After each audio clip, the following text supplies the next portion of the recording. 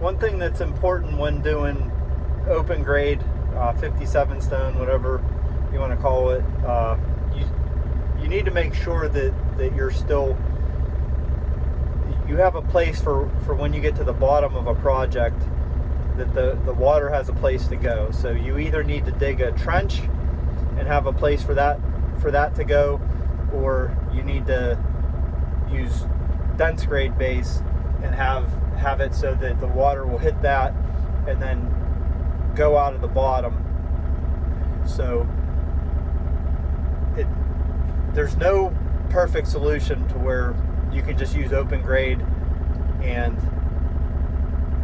dig a hole, fill it with open grade, and then just end up with, you don't want to end up with a bathtub.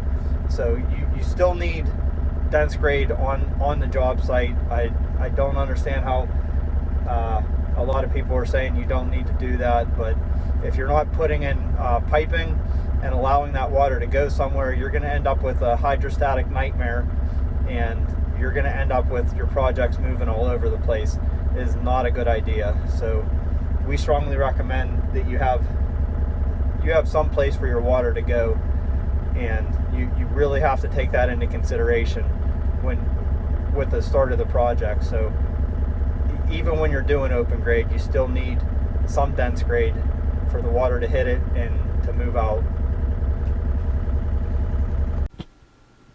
This is what I'm talking about. You want the dense grade at the bottom of the project so the water doesn't sit underneath. In a freeze-thaw climate like we have, you can end up with some frost heave even if you have open grade, and so you want to protect that, and you don't want water sitting below your projects perpetually. You want to make sure you get that water out of there.